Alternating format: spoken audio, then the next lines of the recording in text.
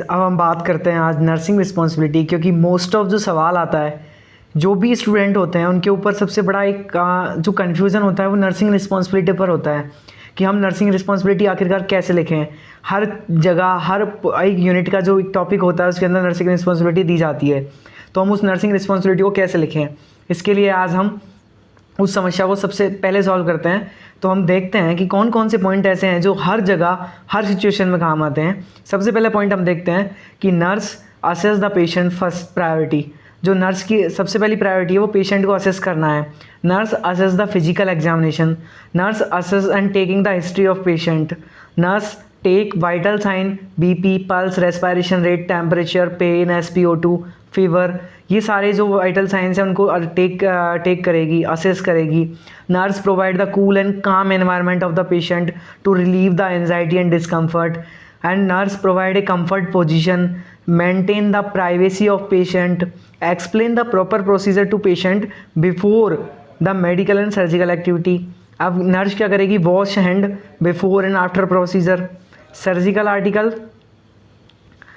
Article should be proper and clean, ठीक है। फिर एडमिनिस्टर करेगी सप्लीमेंट्री मेडिसिन, उसको किसके द्वारा प्रेस्क्राइब की गई है, जो डॉक्टर के द्वारा जो प्रेस्क्राइब की गई मेडिसिन है उसको सप्लीमेंट्री उसको एडमिनिस्टर करेगी। असेस करेगी पेशेंट की एबिलिटी को, जो खुद की सेल्फ केयर कर सके वो असेस करेगी पेशेंट को नीड ऑफ बाथिंग के लिए। इन्वॉल्व करेगी प्लानिंग एंड डिसीजन मेकिंग के लिए। Provide the direction of planning and nursing intervention, nursing and planning intervention को प्रोवाइड करवाएगी। सर्व करेगी as evaluating the client progress को, जो क्लाइंट की जो एवेलुएट प्रोसीजर है उसको क्या करेगी, डिफाइन करेगी। चेक करेगी पेशेंट के बॉडी वेट को एंड रिकॉर्ड करेगी डाटा को। चेक करेगी डेली असेसमेंट डाटा को। असिस्ट करेगी client to attain optimal health and common self care को। डेली रिकॉर्ड करेगी prescription of the medication, time, route, client, जो उसके 7 पॉइंट होते हैं पेशेंट के ड्रग एडमिनिस्ट्रेशन के, उन सारों को फॉलो करेगी।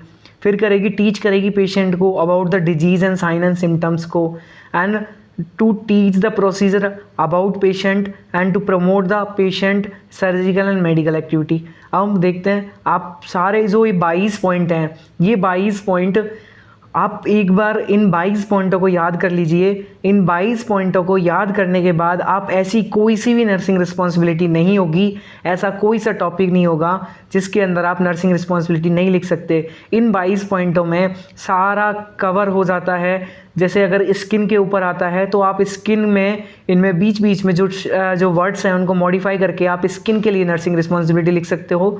एंड अदर कोई भी जो प्रोसीजर आता है आपके पास उसकी आप नर्सिंग रिस्पॉन्सिबिलिटी लिख सकते हो। यहाँ तक कि इन 22 पॉइंटों से आप first year and second year तक और थर्ड ईयर तक की नर्सिंग रिस्पॉन्सिबिलिटी आप लिख सकते हो बिना किसी कन्फ्यूज़न के, बिना किसी हेजिटेशन के। आप इन 22 पॉइंटों को याद करने के बाद कोई सी भी नर्सिंग रिस्पॉन्सिबिलिटी, ऐसी कोई नर्सिंग रिस्पॉन्सिबिलिटी नहीं होगी जो आपके द्वारा नहीं लिखी जा सकती।